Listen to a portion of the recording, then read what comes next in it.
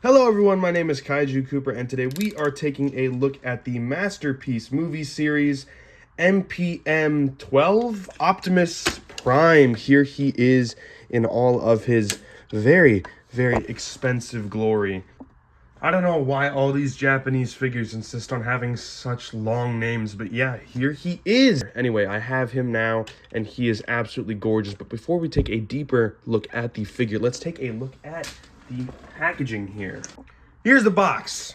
Masterpiece movie series logo thing, seal, I don't know what to call it. This is on the bottom. It's also on the top as well. Flip the other way.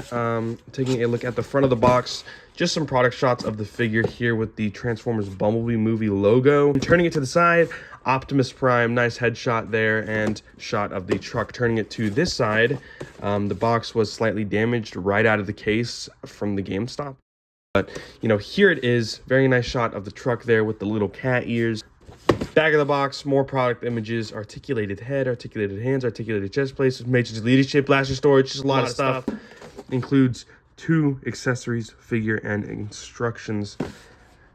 Would have been nice if there were a couple more accessories, but he doesn't really use anything in the movie anyway. There's one extra little detail here that I would like to point out, is if you open the box, there is a print of the Matrix on one of the flaps there, which is a nice touch, and that's about it. Actually, this figure was packed in cardboard. I would have preferred foam, honestly, but it's not like I was going to put him back in the box anyway. It just would have felt more premium if they did it that way. Nice box. Looks good. He has black tinted windows on here, which I am going to complain about that later. But yeah, that's it for the packaging. Bringing the figure back in a frame here, he is looking absolutely gorgeous, putting him next to the movie model here. And I'd say it's about 90% accurate. There are a couple things that kind of bring the accuracy down a couple tiers, and I will get into that later. But taking a closer look at the details here, he is very, very nice looking. All of these beautiful little mechanical bits are painted very nicely. They used a very nice dark gray plastic for a lot of the mechanical details here, especially here on the arms and at this collar part here.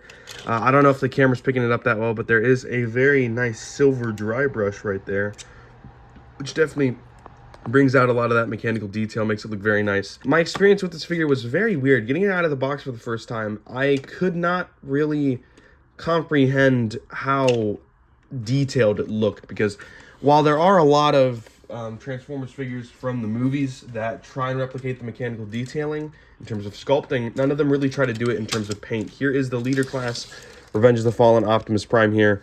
As you can see, the mechanical detailing is still very in-depth there, but the sculpting is a lot softer, and on top of that, there's no real paint to really bring out those details. So that is something that this figure does exceptionally well.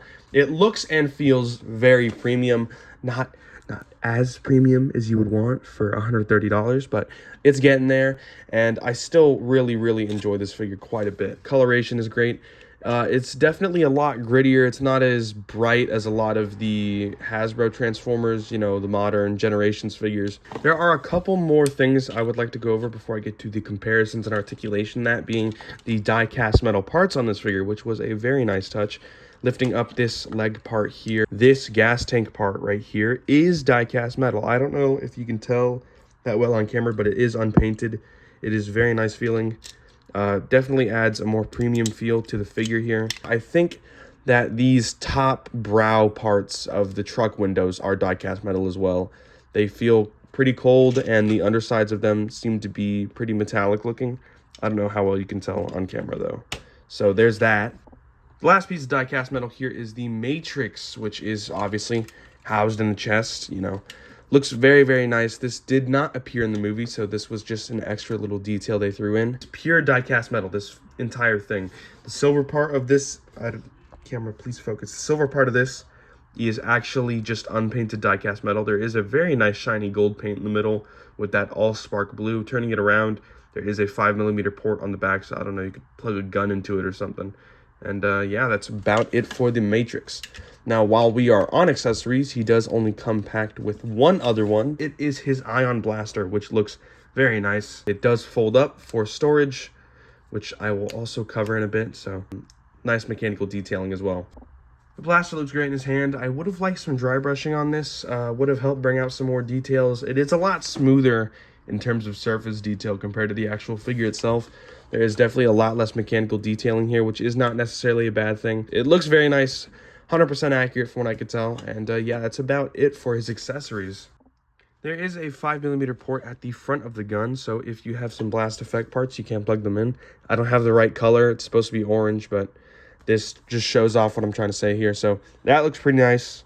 More display options. This is definitely going to be one of my longer reviews, which I spent a lot of money on this figure. I better get some goddamn good content out of it. Taking him in for some size comparisons. Here is the Revenge of the Fallen Leader Class Optimus Prime with the Dark of the Moon axe and shield. Some Studio Series figures for reference. Here is concept art Megatron, also from the Bumblebee movie. So there is a leader class figure for comparison there. And I'm bringing in a more leader class sized leader class figure. Here is the Studio Series Grimlock, shoulder to shoulder with the Bumblebee movie Optimus Prime. This is a very weird angle. Let me slide these guys over. I'm sorry I keep bumping the camera and it shakes. There. So there is some Studio Series figures lined up with it. I definitely think that the MPM feels like a very premium Commander class figure, and honestly that makes a lot of sense considering the price point that it's at. More leader class figures I would like to put up next to him. Here's the Last Knight Megatron and the Last Knight Takara. I think this is the Caliburn Knight Prime. I really like this guy. So there they are for another size comparison there. So they all look pretty good together. And for my final size comparisons, these are technically my other Masterpiece figures. The Masterpiece 01, the very first one, Optimus Prime. I definitely think that in terms of die-cast metal usage, he wins a little bit more, purely because more of the die-cast is external instead of internal, so you can really feel the die-cast better, although the paint has chipped off the die-cast parts. And finally, my downscaled MP-10. And yeah, that's about it for the size comparisons. I gotta say, I am pretty happy with this figure so far.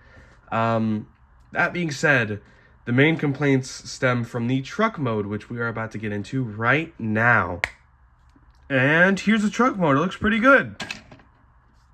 Oh, now I don't have much of a problem with this, but I understand why others do, especially when the Studio Series figure did have a cleaner truck mode. But that came at the cost of a pretty blocky and crappy robot mode. Just an impossible design, and they chose the robot mode over the truck mode here, which I understand. Very nicely colored here. It has some nice density and heft to it as well, but this is definitely way longer of a truck bed than actually accurate.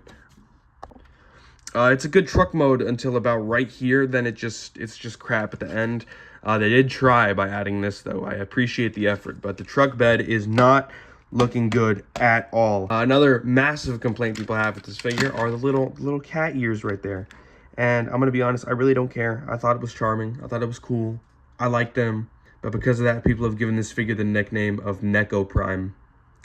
Neko. Very nice silver wheels, very nice white stripe here. I really have not anything to say besides this doesn't look very good at the back of the truck. $130 is a bit too much for this figure. He is on eBay right now for $100.